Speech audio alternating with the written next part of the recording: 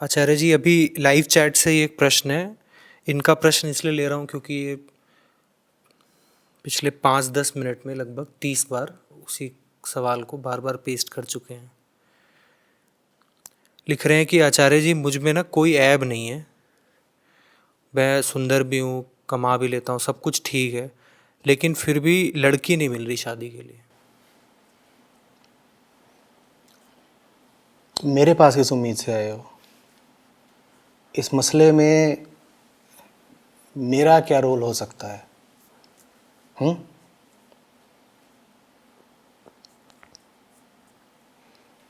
व्यर्थ के सवाल। और फिर ये यहाँ पर सवाल नंबर 4।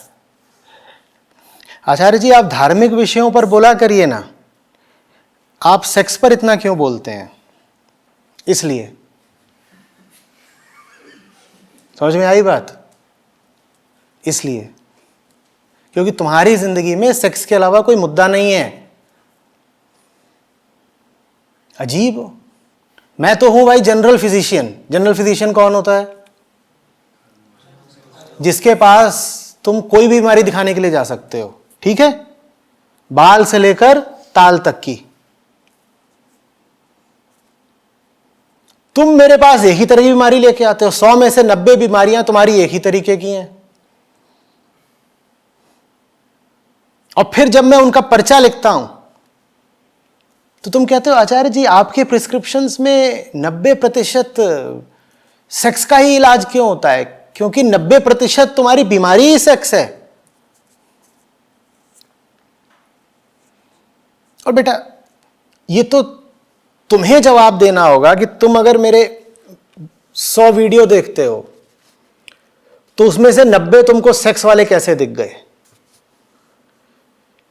क्योंकि ये मेरे लिए भी बहुत हैरत की बात है भाई। हिंदी अंग्रेजी मिला करके 10,000 वीडियो हैं, और मैं छोटे छोटे वालों की नहीं बात कर रहा, मैं पूरा जो फुल लेंथ वीडियो होते हैं उनकी बात कर रहा हूं। 10,000 ऐसे वीडियो हैं यूट्यूब पर अपलोडेड। वो पीछे कमलेश बैठे हुए हैं, इसमें से अधिक कितने होंगे जिनका सेक्स से कुछ संबंध है? मैं पिछले 10 साल से बोल रहा हूं, इसमें अधिक से अधिक कितने होंगे जिनका सेक्स से कुछ संबंध है? ये 1 या 2% कह रहे हैं, तो इनके हिसाब से तो 100 या 200 हुए। इससे ज्यादा भी हो सकते हैं। इधर पिछले 2 सालों में तो बाढ़ आई ना, लोगों के ऐसे ही सवाल आते हैं, ऐसा भी आया है। तो मान लो 10,000 में से 500 भी वीडियो हैं सेक्स पर। 10,000 में से मान लो 500 वीडियो भी हैं सेक्स संबंधी, जो कि है नहीं 500, होंगे 100-200 ही। और यहां जनाब का सवाल आया है कि आपके सारे वीडियो सेक्स पर हैं। इससे पता क्या चलता है? इससे बहुत रोचक, बहुत इंटरेस्टिंग बात पता चलती है। बताओ क्या? और कुछ देखा ही नहीं, यही देखा ढूंढ ढूंढ के। नहीं, ये तुम कहोगे कि नहीं, ये तो खुद ही देख रहा है ढूंढ ढूंढ के सेक्स, तो मना कर देगा कहीं नहीं मैंने ऐसा तो करा नहीं। ये कहेगा कि मुझे यूट्यूब रिकमेंड ही कर रही है सेक्स वाले वीडियो। ये कहेगा कि आचार्य जी, मैं तो, मेरे सामने तो आपका जो भी रिकमेंडेशन आया है वो सेक्स वाले वीडियो का आया है। इससे क्या पता चलता है इन साहब के बारे में? जानते हो यूट्यूब तुम्हें कोई वीडियो कैसे रिकमेंड करता है? यूट्यूब देखता है, क्योंकि यूट्यूब और गूगल एक है। यूट्यूब देखता है कि तुमने गूगल पर या क्रोम पर क्या क्या सर्च कर रखा है पिछले हफ्ते में, महीने में, साल में। तुम खोजा क्या करते हो इंटरनेट पे? तुम जो कुछ भी खोज रहे हो क्रोम पर, गूगल पर या यूट्यूब पर, वो सब यूट्यूब को पता है। वो उसने पीछे सब तुम्हारा हिसाब लिख रखा है। अब उसको पता है कि तुम हो ही सेक्स रोगी। तुम दिन रात वहां पर जा करके सिर्फ और सिर्फ सेक्स खोजा करते हो। तो फिर जब तुम यूट्यूब पर आकर आचार्य प्रशांत भी खोजते हो तो यूट्यूब को बहुत अच्छे से पता है कि तुम भूखे किस चीज के हो। वो तत्काल तुमको आचार्य प्रशांत के सेक्स संबंधी वीडियो परोस देता है। और जब परोस देता है तो तुम बहुत गुस्से के साथ, बड़े मोरल इंडिग्नेशन के साथ कहते हो, अरे अरे अरे, ये कैसा आचार्य है? इसके तो 100 में से 90 वीडियो सेक्स पर है। नहीं बेटा, आचार्य जी के तो 1, 2 या 4% वीडियो ही सेक्स पर हैं। तुम सेक्स रोगी हो, इसलिए यूट्यूब तुमको सिर्फ वही वीडियो दिखा रहा है जो सेक्स पर हैं। समझो बात को। और जितना बोला भी है मैंने सेक्स पर या किसी भी विषय पर, कुछ भी बोलने में मेरी कोई रुचि नहीं है। तो मुझसे कह दो आप अपनी तरफ से कुछ बोलिए, मेरे लिए बहुत तकलीफ हो जाती है, क्योंकि अपनी तरफ से बोलने को मेरे पास वाकई कुछ नहीं है। अभी IIM में टेड में उन्होंने मुझसे कहा कि बोलिए टेड टॉक, तो दिक्कत की बात हो गई, कैसे बोलूं। और उन्होंने विषय भी लिख करके भेज दिया था, कुछ आइडेंटिटी अस्तित्व ऐसे करके भेज दिया था कि ये है, इस पे बोलिए। खिचड़ी सा था कुछ। तो 2 दिन तक मुझको कमर कसनी पड़ी कि इस पर बोलना कुल 18 मिनट था। लेकिन वो मेरे लिए एक बड़ी चुनौती का काम हो गया कि इस पर बोलना है, क्योंकि मेरे पास अपना कुछ है नहीं बोलने को। तुम कुछ पूछते हो तो मैं बोल देता हूं। IIM वालों ने अगर एक सवाल लिखकर भेज दिया होता तो मैं 2 घंटे बोल सकता था, पर उन्होंने सवाल नहीं भेजा। उन्होंने बस ऐसे ही 2 शब्द भेज दिए, या कह दो एक विषय भेज दिया कि इस पर अब बोलिए, ओपन एंडेड है।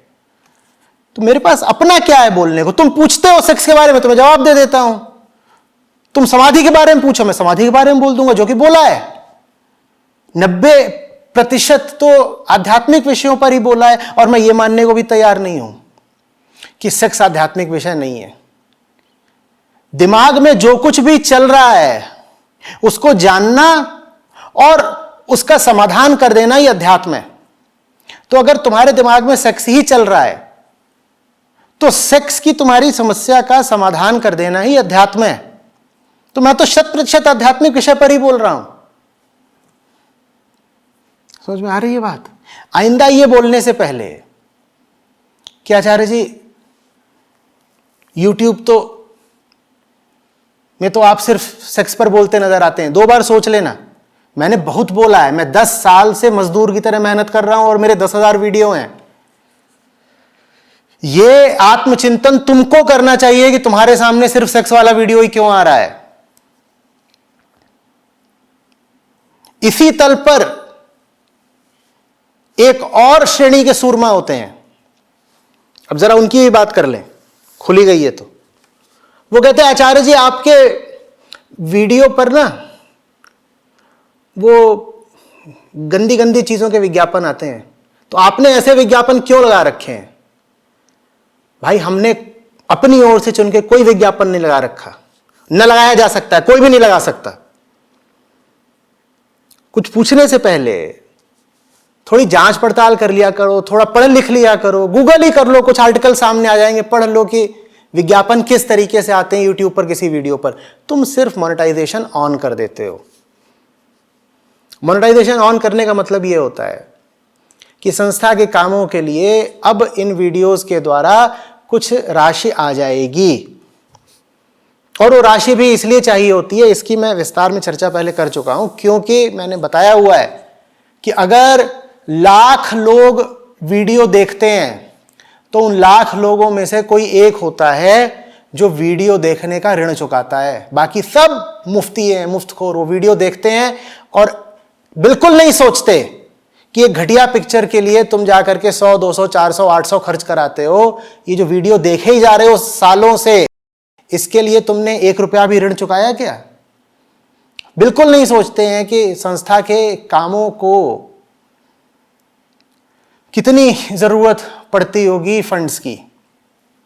तो चैनल पर चलो मोनेटाइजेशन है। मोनेटाइजेशन मतलब होता है कि विज्ञापन दिखाएगा यूट्यूब और उससे कुछ राशि हमको भेज देगा, और राशि कोई बहुत बड़ी नहीं होती है।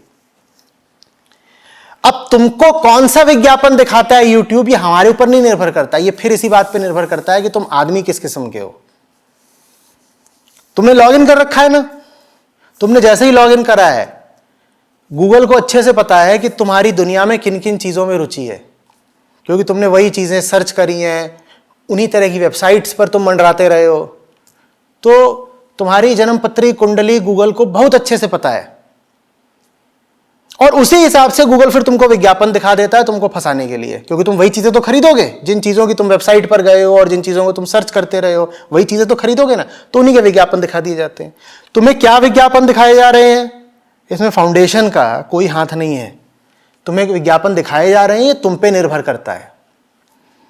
और जिन लोगों को, मैं पहले भी कहा है, जिन लोगों को विज्ञापन देखना पसंद ना हो, YouTube का एक सस्ता सा पैक आता है 100, 200, 400 रुपए का, आप वो खरीद लीजिए। प्रीमियम पैक बोलते हैं, YouTube प्रीमियम बोलते हैं। उसके बाद आपको कोई विज्ञापन दिखाई नहीं देगा। लेकिन वो खैर अलग बात है। अभी जो बात है वो समझिए कि आपको ये भी नहीं पता कि आपके अपने कर्म आपके सामने आ रहे हैं विज्ञापन बनके और YouTube रिकमेंडेशंस बनके। वो जो रिकमेंडेशंस आपको दिखाई जा रही है ना, वो आपकी जिंदगी का आईना है। YouTube को भली भांति पता है आप कौन हो, और उसी हिसाब से वो आपको रिकमेंडेशंस दिखा देता है। इससे अब एक बात और समझना, खतरनाक बात है। इससे समझना कि मेरा काम कितना मुश्किल है। मैंने कहा YouTube आपको बखूबी जानता है अंदर बाहर आप कौन हो। जितना आपके दोस्त यार और माँ बाप आपको नहीं जानते होंगे ना, उससे ज्यादा गूगल को आपके बारे में पता है। तो गूगल आपको बिल्कुल वही दिखाएगा जो आप वास्तव में हो। ज्यादातर लोग वास्तव में जैसे हैं, उनको गूगल वो सब कुछ दिखा देता है। इसे समझो मेरा काम कितना मुश्किल है। गूगल आचार्य प्रशांत को रिकमेंड ही नहीं करता, क्योंकि आपने जिंदगी में कभी न तो अद्वैत शब्द सर्च करा है, न अध्यात्म शब्द सर्च करा है, न मुक्ति सर्च करा है, न फ्रीडम सर्च करा है। और मैं तो जो भी बातें करता हूं इन्हीं बारे में करता हूं ना। जब तुम इन बातों में जिंदगी भर कभी रुचि ही नहीं दिखाए, इंटरेस्टेड ही नहीं रहे, तो अब तुम्हारी रिकमेंडेशंस में भी आचार्य प्रशांत का वीडियो आएगा ही नहीं। तो इसीलिए मेरी बात लोगों तक पहुंच ही नहीं पाती, क्योंकि तुम ऐसे हो ही नहीं कि YouTube तुम्हें रिकमेंडेशन में मेरा वीडियो दिखाए। तो फिर हमें क्या करना पड़ता है, हमें अपनी बात को प्रमोट करना पड़ता है। और संस्था का बहुत सारा पैसा सिर्फ तुम तक मेरी बात पहुंचाने में लग जाता है, क्योंकि वो बात तुम तक एक ऑर्गेनिक तरीके से पहुंच ही नहीं सकती। जितने भी घटिया लोग होंगे उन सबकी रिकमेंडेशंस तुमको आ जाएंगी, मेरी रिकमेंडेशन आनी मुश्किल है।